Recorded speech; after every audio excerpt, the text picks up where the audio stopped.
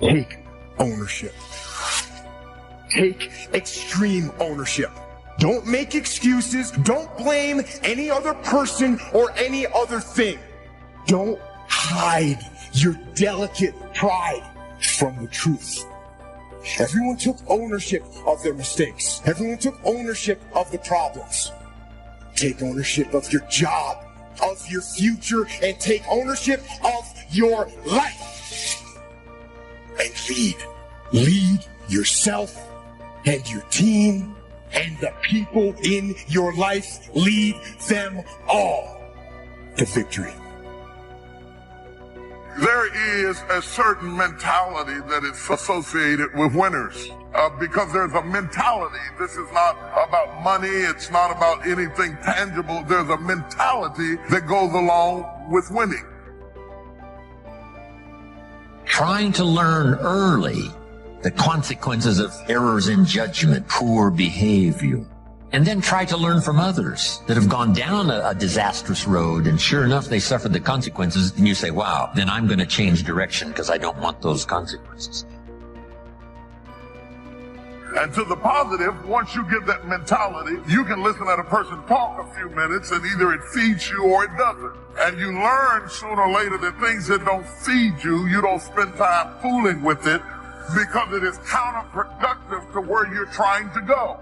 You don't argue with people. You stop arguing with people. You just move aside and go in your own direction because you finally got it on the right road and you don't want anything to blow you off course. And now that you've got your focus, you want to be able to maintain your focus and keep moving forward. Likewise, failing has a pathology. You can get in around failing people and have failing circumstances and listen at negative talking, and after a while you find yourself unable to get back up again because not only are you down, but what is worse is your environment is down and everybody who's talking to you is talking down, and you develop a mentality built around your condition. Learning from errors in judgment. A few simple disciplines practiced every day. Now you're on the road to success. A few errors in judgment repeated, and you can turn anything around. Anybody who's not ever willing to risk will never do very much in this world. And in all probability, you'll end up being quite bored with your life. A couple things that I said last night that I don't want you to forget is walking by faith is taking step one before you know what step two is. After a few times, you get a little more used to it and it's not quite as scary, but taking a step of faith is stepping out to do something when you don't know how it will be provided for.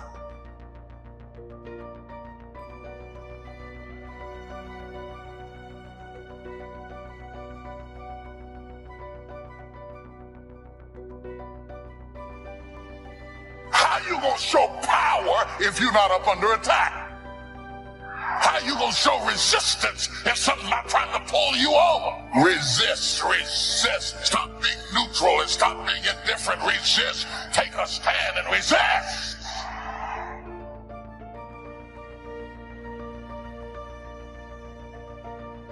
You know, courage mounts up, and then sometimes we have the doubts that creep in, and we reach a little deeper to find that courage that overcomes our doubts and our fears. Courage to do what you didn't think you could do. The courage to step into territory that might be a little unfamiliar. The courage to talk to somebody you don't know. Courage to stand up when it's sort of dark in your corner. The courage to do it when it isn't going your way, seemingly. Be strong and very courageous. Be strong and very courageous.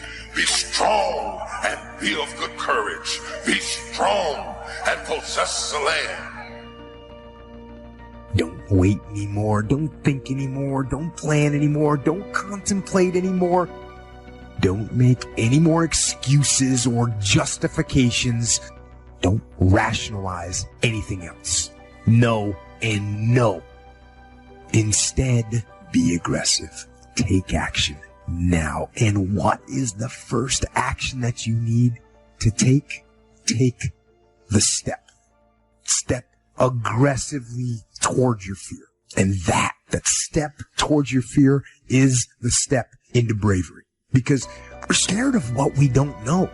And there is only one way to learn and to know, and that is to confront that fear. You have to step, you have to go. And this simple action, this simple attitude, it answers so many questions. How do you change your diet? You step, you go.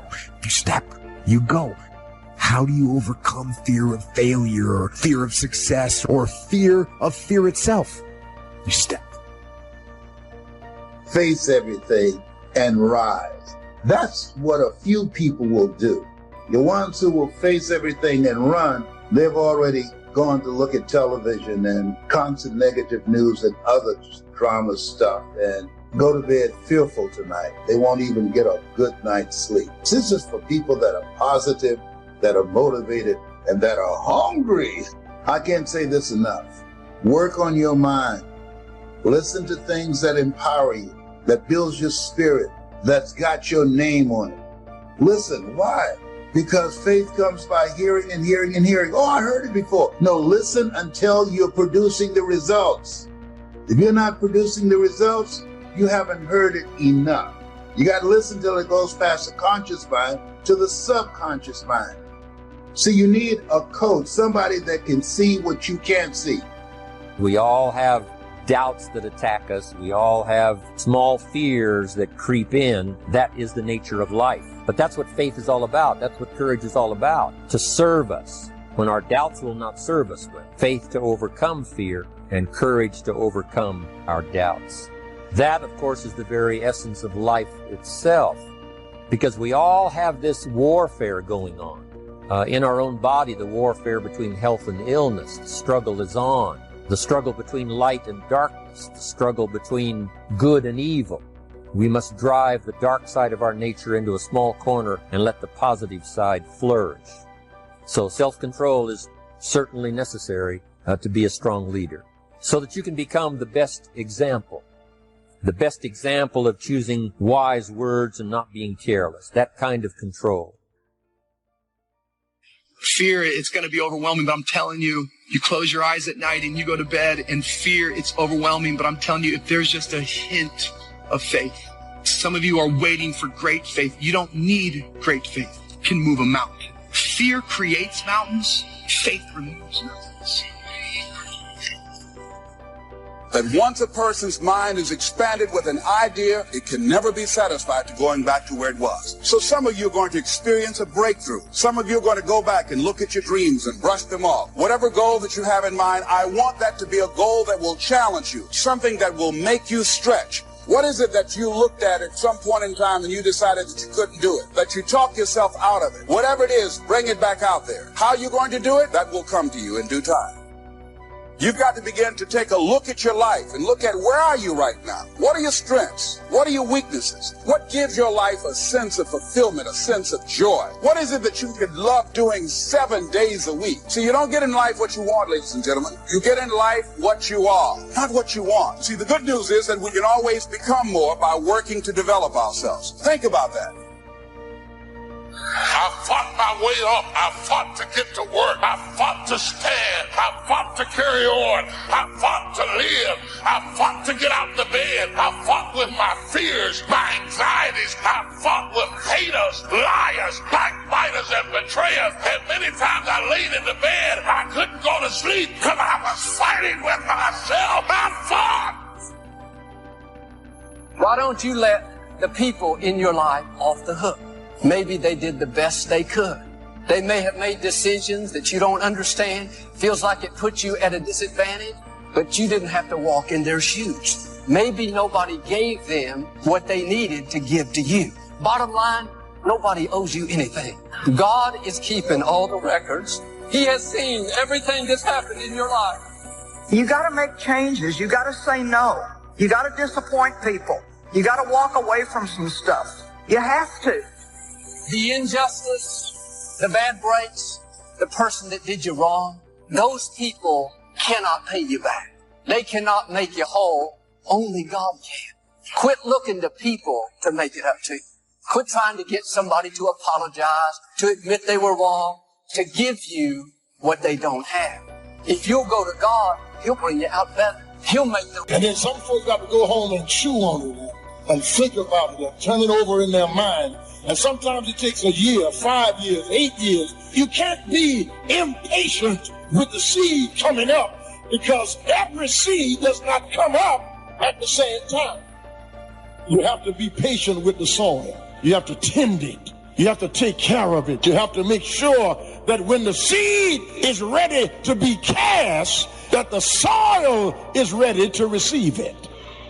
I ask you to start that same journey. Let your new skills, new disciplines affect all of the rest. 6/7 of our life was to be devoted to labor and work, to produce a good family, to produce an enterprise. That's the essence of life in its best form. First is to be a producer. What is the reason for the seed and the soil and the sunshine and the rain and the seasons of life and its miracle? What's the reason for all of that? Here it is in a nutshell for your notes. To see what you can do with it. We've got books to read, and we've got classes to attend, and we've got, things to do and things to learn. And if you put it all together, you can have not only your health, but your fortune. Why not see what you can do with what you've been handed? As basic as seed and soil and sunshine and rain. Only God can create the sunshine, the rain, the seasons, the miracle of life. But here's what humans can do. Recreate those components into a harvest. By planting the seed, reaping the rewards in the harvest. We call that recreation. To take your hours and your energy and your life and a bit of skill and actually recreate a career, a future, possibilities, fortune. Recreate. I mean, really, how many years ago did you come up with what you could and couldn't do in your life? How many years ago? Most people, if they really look at how they're living their life today, it's based on a set of standards, a set of beliefs that they made choices about 10, 20, 30 or more years ago.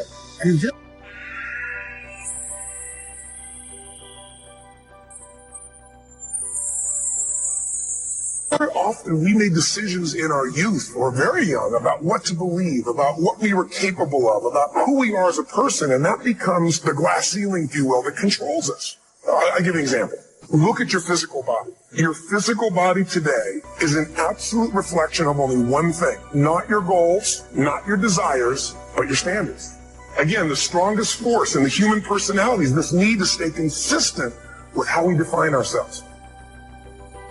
So when you begin to say, what is it that I want to leave? What contribution that I want to begin to make? What difference do I want to make in life? What chances I need to take? What risks do I need to begin to embrace? What fears do I need to step on? What areas of my life am I dead right now? What dreams? You can either live your dreams or live your fears. You have got to get to a point where you say, I'm sick and tired of living like this. There's got to be more. That's when people go out and strike out on their dreams. You don't always get your goals, but you always get your standards. Everybody in life gets their musts. They don't get their shoulds.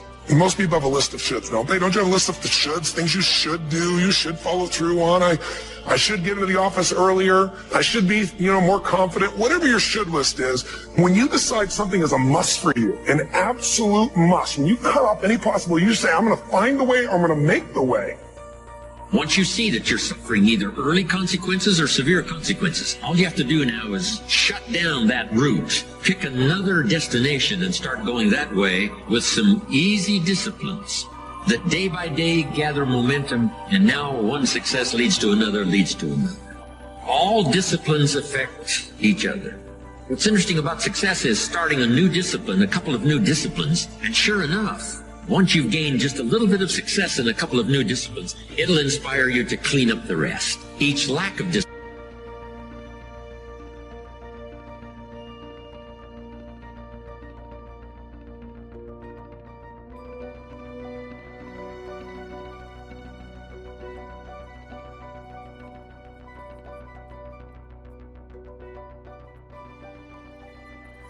affects the rest.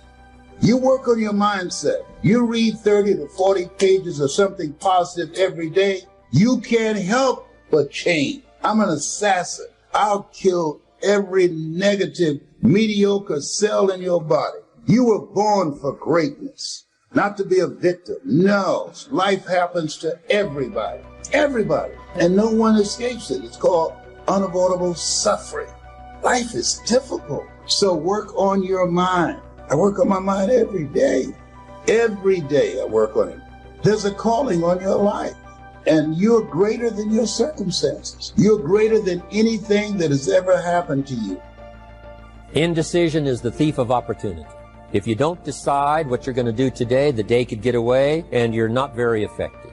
Don't start the day until you have it finished. Is it possible to finish the day before you start it? And the answer is yes. If you don't finish it, the day escapes. And in the morning you say, let's see, what should I do now? In the afternoon you say, hey, time's getting away from me. What should I do now? And now most of the day is lost. Most of the day escapes not being utilized simply because you didn't make those decisions early, at the early part of the day. The decisions we make in the early part of our life sometimes last for a lifetime. If you neglect them and don't make them, sure enough, the time passes.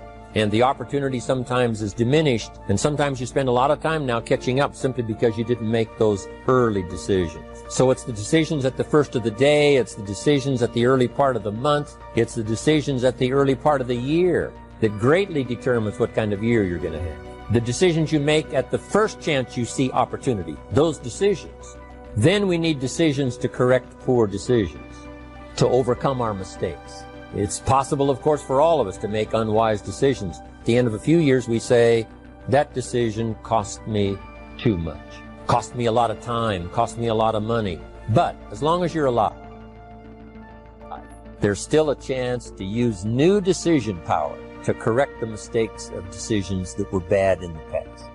All of us have the opportunity to do that, but I think Napoleon was right here too. You got to be definite in making decisions so that the opportunity doesn't pass you by. Take advantage. The people that do that, the people that go against the grain, the people who ignore the naysayers, the haters, the people who turn a deaf ear to people telling them what they can't do. Do what you can do. Give it everything that you have. What are you hungry for? Because when we come out of this, our lives will never be the same again. A lot of people are going to be left behind. A lot of people will be devastated. A lot of people will take themselves out. But a few people, those who are able to rise, a few people, the road to life is straight and narrow, but few there be that find it, because few there be that are hungry. You got to go all out. It takes everything in you. You got to feel that you were chosen for such a time as this. This is an appointment, a divine appointment for your dream. This could be the greatest time you ever live if you control what you focus on, if you find a more empowering meaning, and if you decide to model the actions of those who succeeded before you. It can be the best financial time, the best emotional time, the best spiritual time of your life, but you better take control of your state. And if you think you're going to do it just by today, you're wrong. You're going to need to get yourself some rituals. So you better do the right thing at the right time. And to do that, you better know what season you're in. And to do that, you better learn how to change your state, how to take control of your own conditioning. That's what I live for. A good leader has definite plans. Your plans to be financially secure. You got to have good plans. One more on plans, and that is the plan for your personal development. The plan to be better this year than last year. The plan to take the classes, do everything you possibly can to show personal progress. Not just financial progress, but the progress of personality. The progress of communication skills, the progress in how to deal with people. You need those kind of plans. A plan for personal growth, personal development, a plan to be all that you can possibly be. Got to have good plans. A good leader has the habit of doing more than what he gets paid for. What an incredible philosophy this is. It's what we call the service that you put out like seeds in the ground that doesn't bring the harvest immediately, but the harvest is yet to come. There's no secret to success. There's a system to success. The system works if you work it. If you don't work it, it won't work. But it works if you work it. And that's one 4-letter word that most people don't like, that most people won't participate in their own rescue. And there are people who will be presented with an opportunity, who know that they could be laid off at any moment, who know that them keeping their job has nothing to do with how good they are. And yet and still, they'll go to work and have knots in their stomachs, hoping when they open up an email that they have not been told this is your last day. They'll go to work hoping there's not a security guard standing by their desk with a box and say, empty your things in here and take them to the front door and escort them to the parking lot. They go in there hoping it doesn't happen. Why? Because they don't want to do the work. It's an aversion to most people's spirit.